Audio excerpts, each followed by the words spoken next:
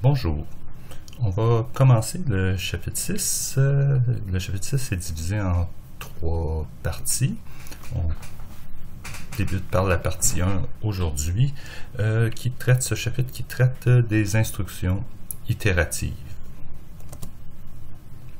L'objectif de ce chapitre, c'est de déterminer quand et comment utiliser des instructions itératives. Java va vous fournir 3 instructions itératives, le for, le while et le do while. Aujourd'hui, dans la partie 1, on regarde le for, la boucle for. L'instruction for, une instruction itérative, c'est une instruction qui permet de répéter une partie du code plusieurs fois. Donc, le for est une instruction itérative. Souvent, on va plutôt parler d'instructions de boucle, ou les boucles, tout simplement. Quand est-ce qu'on utilise la boucle for? C'est quand on connaît le nombre de fois qu'on va répéter une séquence d'instructions.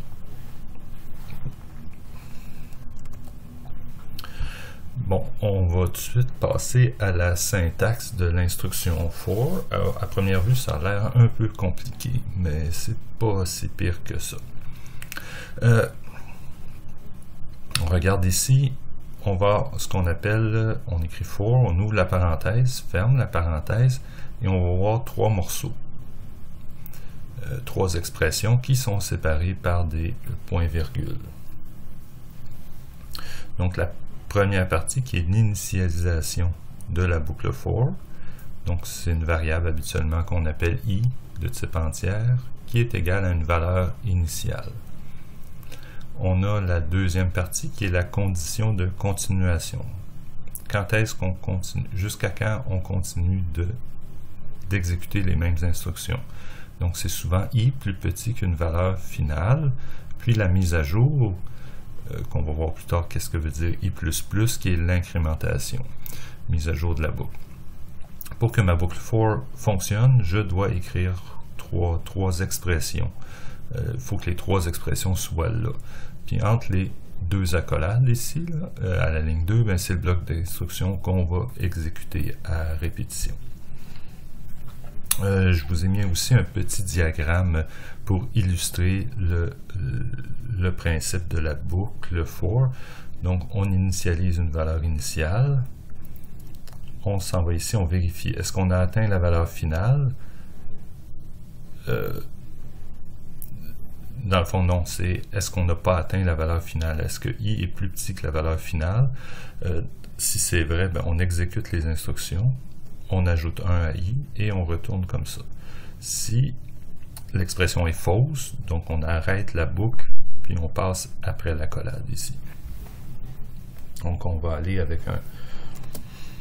avant d'aller à un petit exemple, on va parler des opérateurs d'incrémentation. Dans le fond, on vient de voir i++, qui est l'opérateur plus, c'est l'incrémentation. L'opérateur moins, c'est la décrémentation. On pourrait l'écrire de cette façon-là. Quand on voit i++, c'est équivalent à dire que i est égal à i plus 1. Donc, on ajoute 1 à i. Quand on voit l'instruction i-, c'est la même chose que i est égal à i moins 1. Donc, on diminue i de 1. On a aussi les opérateurs plus égal puis moins égal. Cette fois-là, on pourrait écrire ça comme ça. Si on écrit i est égal à i plus 1, on peut l'écrire comme i plus égal 1. I est égal à i plus 2, i plus égal 2. I est égal à i plus 10, i plus égal 10. On a la même chose avec le moins égal. Donc, c'est une façon simplifiée d'écrire l'incrémentation. Bon, simplifier, la première fois qu'on voit ça, je pense pas que ça simplifie les choses, mais tout le monde utilise cette notation-là. Donc, on passe au premier exemple. Ça va être plus simple avec des exemples de voir qu'est-ce que ma boucle fait. Donc, j'écris tout simplement un petit programme qui fait 5 itérations. Donc, on démarre Eclipse. Donc, dans Eclipse, maintenant, j'ai fait un petit programme que j'ai appelé boucle for. mon exemple 1. Et là, on voit ici for i égale 0, i plus petit que 5, i++. Puis j'affiche itération, puis la valeur de i. Donc si on regarde mon résultat en bas, ben, j'ai itération 0, 1, 2, 3, 4. Donc j'ai fait mes 5 itérations. J'initialise mon i à 0. Et là je vérifie, est-ce que i est plus petit que 5?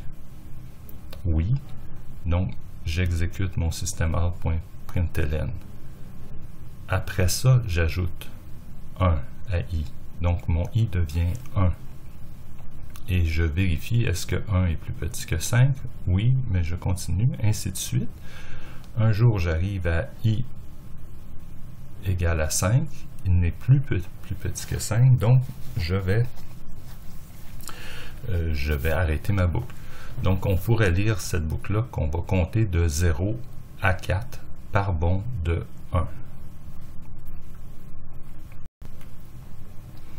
Maintenant, mon deuxième exemple, c'est d'écrire un programme qui va afficher tous les entiers pairs compris entre 20 et 40 inclusivement. Je retourne dans Eclipse. Donc, comment je vais m'y prendre pour compter des entiers pairs? Ben, si je démarre à 20, ben, le prochain entier c'est 22, puis 24, puis 26. Donc, je vais faire des bonds de 2. I égale I plus 2. Donc, je vais de 20 à 40 inclusivement.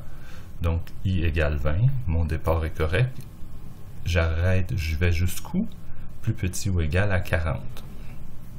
Si j'avais mis plus petit, mon 40 n'aurait pas été inclus. Donc, si j'exécute ça, ben voilà, ça m'affiche ma liste d'entiers pairs de 20 à 40. Donc, ça compte de 20 à 40 par bond de 2. Et ici, je vais construire une chaîne de caractères qui va me permettre d'afficher le résultat de mes entiers pairs. Puis, on termine en regardant un dernier exemple. Mon dernier exemple, ça va être de suivre pas à pas l'exécution d'un programme. Un programme qui place dans une chaîne de caractères les entiers de 1 à 3 séparés par des espaces. Puis affiche la chaîne de caractères. Donc ça ressemble beaucoup à mon exemple précédent, sauf que je vais faire des bonds de 1, puis je vais faire moins d'itérations, je vais faire de 1 à 3. Donc j'ai mon exemple ici qui s'affiche. On va regarder ce qui se passe étape par étape. Donc si on regarde en gros mon programme, ben, je me déclare une chaîne de caractères que j'ai appelée suite qui va stocker mes chiffres pour l'affichage ultérieur. Ici, ben, i égale 1, donc je pars à 1, je vais jusqu'à 3 inclusivement et je fais des bonds de 1. Et ici, suite égale suite plus espace i, donc je stocke le résultat dans une chaîne de caractères. Donc je suis à l'itération 0 ici, j'initialise ma chaîne de caractères à vide, une chaîne vide. Je commence ma première itération. Donc là, je vais faire i égale à 1. J'initialise i à 1 et je vérifie est-ce que i est plus petit ou égal à 3. Ben c'est vrai. Donc je vais ajouter i vaut 1, donc je vais l'ajouter ici dans la variable suite. Je commence mon itération 2 en ajoutant 1 à i égale i plus 1. Donc i devient égal à 2. I est plus petit ou égal à 3, c'est toujours vrai. Donc je vais ajouter à la fin de ma chaîne de caractères le caractère 2.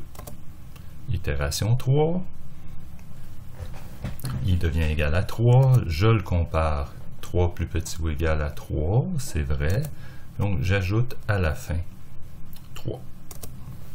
Itération 4, i devient égal à 4. Maintenant, mon i plus petit ou égal à 3 devient faux. Donc, j'arrête ma boucle. Et il est le temps de passer aux exercices.